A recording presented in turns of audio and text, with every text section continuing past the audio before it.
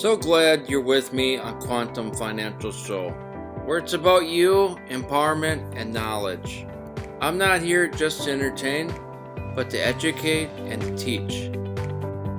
Learning about the stock market, business news, and how to save more and live longer without breaking the bank. You can find us on Facebook, Instagram, and Twitter. Coming up, my portfolio view, and thanks to the wonderful subscribers. Betterment, is it worth it? Self-Directed Ira, what is it? U.S. semiconductors have been damaged due to the trade wars. McDonald's spent $300 million on a new drive-thru technology. And Iacocca, auto industry icon, dead at age 93.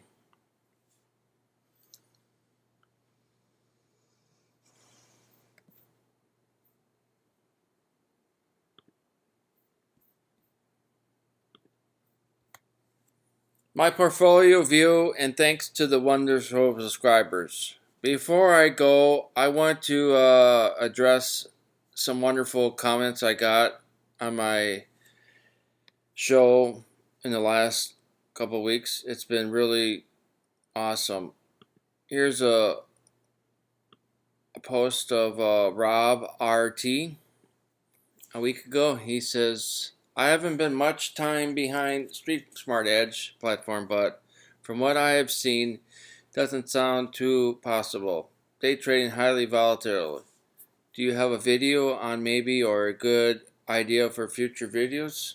Roth Ira, I'm going to look into the Street Smart Edge because I used to be on the Charles Schwab platform, but I'm not anymore. And I will look into it and show you a little more in detail when that comes. Thank you very much, Roth Ira. And then I have another subscriber from Wendy, and she addresses something that was really nice of her to say. 2 days ago, she says, you do inspire people to do the homework on stocks, and you are different than that Joe guy because you don't talk down about others. Keep it up. Well, thank you very much, Wendy, and I hope you continue to come back to the channel. And I hope to continue to gain more knowledge to people that are not familiar with the stock market or anything related to the stock market business news. Thank you very much. I just wanted to address that before we went on. Let's go to my M1 portfolio. This week, July 1st to July 5th, with the 4th of July off, was closed for 4th of July. I hope everybody had a great 4th of July. I gained of 3.90% of a total of gains of $298.07. I consider that to be good. With both combined of $19,560.43. Wasn't able to contribute anything to the individual this week, nor to the Roth IRA.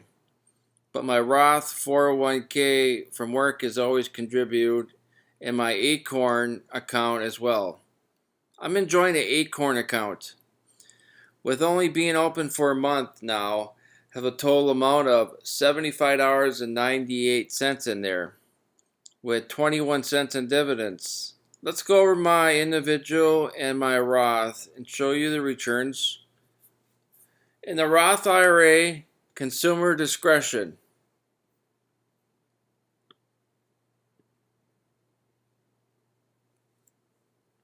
was the winner of the gains of 3.06%.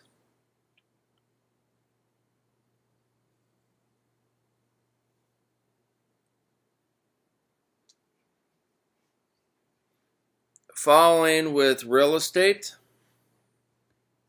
which is right there, with 2.70%, followed by financials, 2.03%, consumer staples, 1.92%, utilities, 1.48%, bonds 0.61%, healthcare 0.11%, the Middle East and Vietnam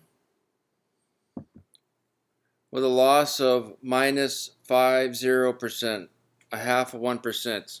If you guys would like to see inside my portfolio, please message me and let me know, and we can make a video of each sector of future videos.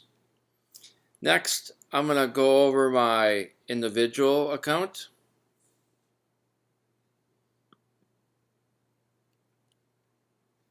The biggest winner was the energy here with 3.58%. Next was utilities at 1.95%, technology 1.45%, telecom communications 1.09%, industries took a little loss of 0.017%, and that one was hit the hardest was minerals with a loss of 2.38%. It's always good to be diversified in a downturn so you're not taking a big hit in your portfolio. Next, I wanted to show you the graph that I put up together for my reference so you have a clear picture of where I'm headed to, which is right here.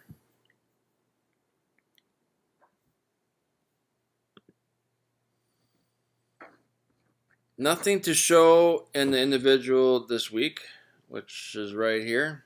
I haven't contributed anything for July yet, but I will this coming week. Nothing to show on the Roth Ira as well, but again, I will be showing something on that this coming week. My Roth 401k from work, I contributed $41.09 for this week, and my employer match was $30.54. Next is my Acorn account.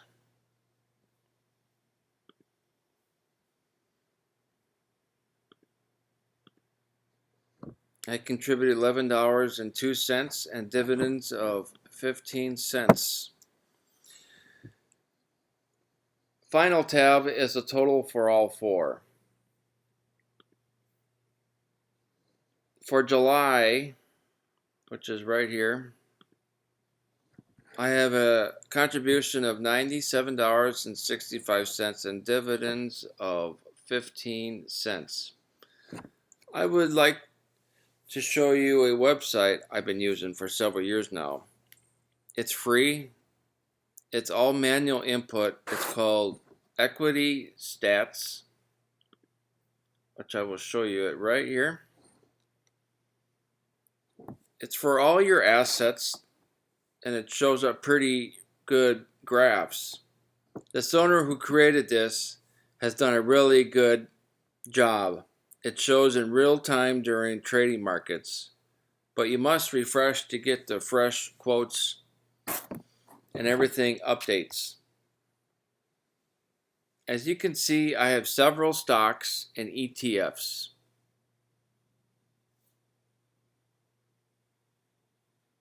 The greatest thing about this is the tools,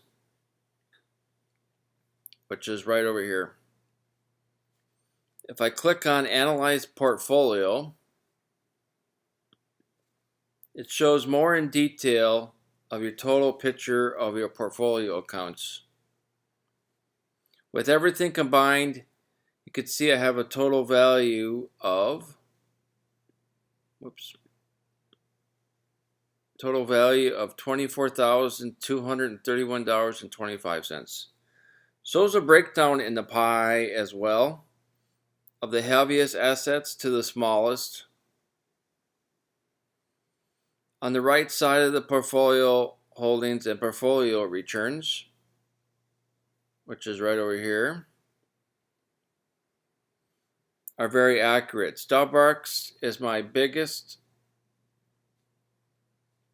return of 67.13%, followed by Southern Company with 35.21%, and a lot of winners as well.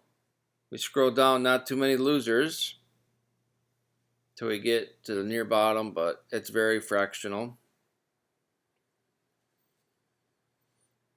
But there are losers. But it helps determine of where you should focus on your next money contributions too. A bird's eye view. Next, let's scroll down to the portfolio analyst. Much in depth. Shows best investments today, which is right here, which is Vodafone Group Public Limited Corporation with 2%, which is very neat to look at. And this far right side shows the lowest return year to date. Scroll down to which is my 2018 down here. Of total dividends for 2018, I had a total of $359.89. So I was surprised about that with flying colors.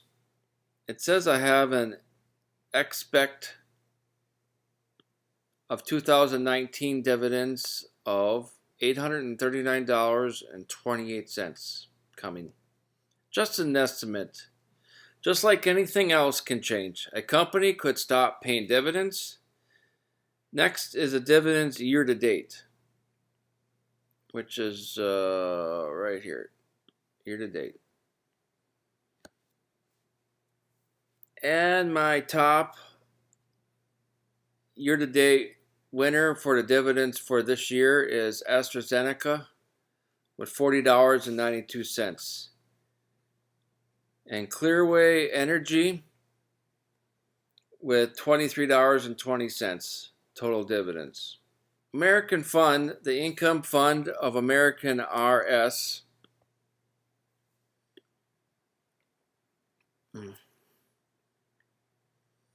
which is in my Roth IRA, which has a total of $156.37 for dividends since I intercepted that fund.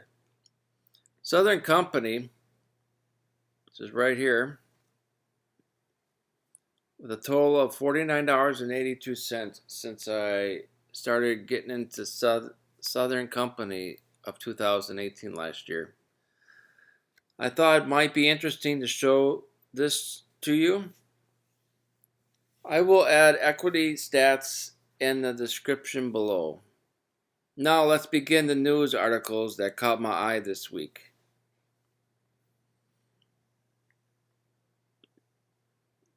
Betterment has a business 401k for those who have a small company and you like to start a retirement for your business. Betterment has a 401k plan. The fees tend to be very low, to 1/10 of a point. If you're offering your employees a low-cost fund like a Vanguard, you are instead offering a great plan. You are helping your employees build up wealth for your future. This will have an impact to help them save money with the employer. You're matching a certain percentage per dollar up to a certain percentage. This has a high impact of a compounding over time with wealth.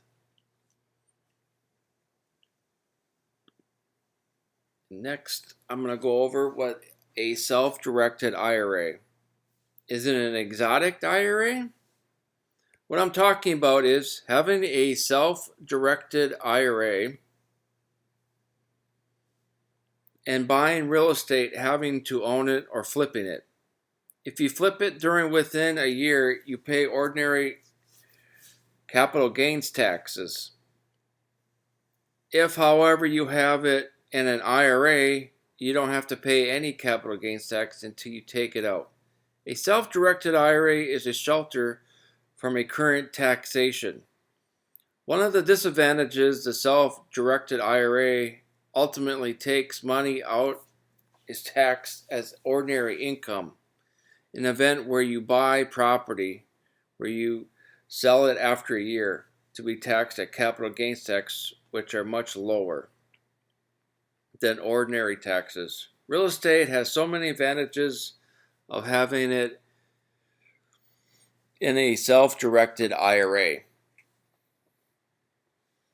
that you give up when you own real estate inside a self-directed IRA.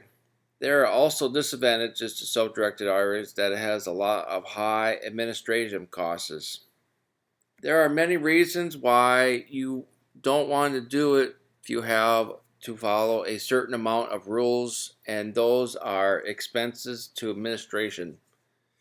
And that's why you have to pay high fees to a self-directed IRA. This is a pretty expensive way to be in real estate. I would just buy REITs in your ordinary Roth IRA or your brokerage account and do it that way if you want to get into real estate.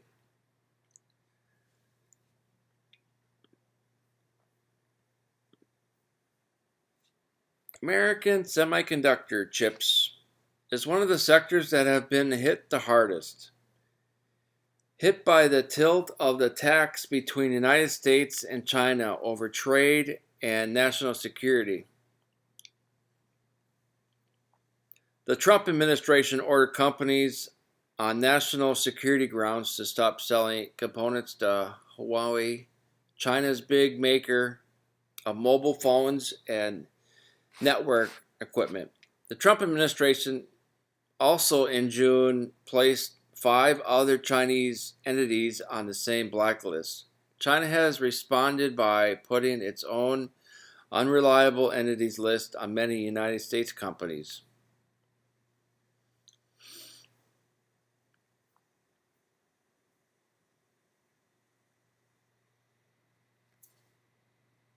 Chinese companies would step up efforts to design and make more semiconductor chips domestically. Chinese customers have tried to vendor from countries like Japan, South Korea, and Taiwan. If no domestic chips are available, the United States are in danger of becoming the vendor of the last resort for China.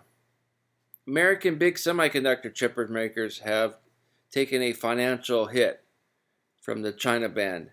Micron Technology, who sells 2 of the most widely used memory chips to Huawei, ban has lowered sales in recent quarters by $200 million. Huawei is Micron's largest customer, accounts for 13% of the revenue. What are your intakes on this?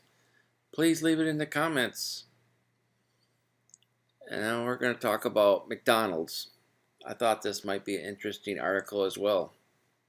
McDonald's, as part of McDonald's Velocity Growth, launched in 2017 to accelerate growth. McDonald's spent roughly $1.5 billion to modernize 4,500 U.S. restaurants with more contemporary design. Features like digital menus and self-ordering kiosks. Early this year, McDonald's outlaid plans to dedicate nearly $1 billion more to update 2,000 more restaurants.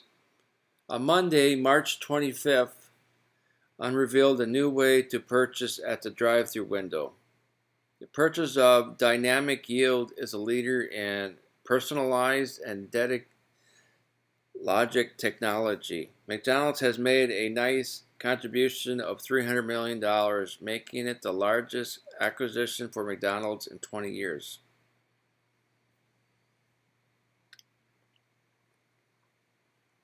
This acquisition, McDonald's is expanding to ability to increase the role of technology, and data will play a role in McDonald's speed to payment. The goal of McDonald's is to use dynamic yields technology is to make customers' experience even more personal. This effort will start in the U.S. in 2019 and then expand to top international markets later with customized drive-through displays that will show different menu options depending on the factions from which the time of the day to current restaurants, trending menus, items, and even weather. The dynamic yield situation, which will also extend across multiple industries, not only digital kiosks, but also websites, apps, call centers, emails, and connect Internet of Things and devices. Very interesting, huh? In my last story, I wanted to bring up Iacocca. Most people don't remember him.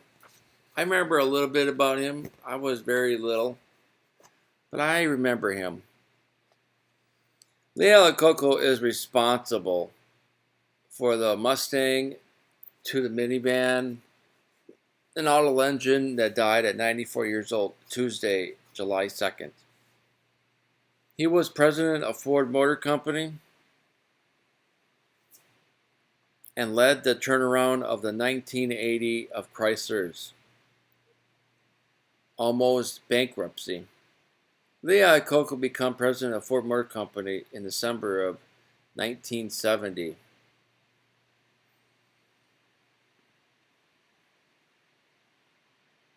After being fired in a dispute from the company heir Henry Ford II. Iacocca joined them, then struggled Chrysler.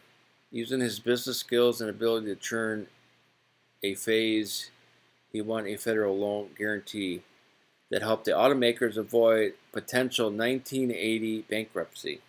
Iacocca was one of the few truly great leaders, quoted one of his colleagues, Bob Litz. Many Ford and Chryslers who work closely with Iacocca. He has a mentor, my teacher, and later many years spent an incredible share of his time doing charitable work. Among other things, to restore both the status of the Statue of Liberty and Ellis Island and the immigration port of New York Harbor, where his own parents came into the United States. Iacocca became famous not only as Chrysler's chairman and CEO, but its TV pitchman, where he made the tagline, quote, "If you can find a better car, buy it." Iacocca lived in Bel Air section of Los Angeles in his final years. He suffered from complications from Parkinson's disease. He is survived by 2 daughters and 8 grandchildren. He was married 3 times. His last marriage ended in 1994. He will be missed. Rest well, Iacocca.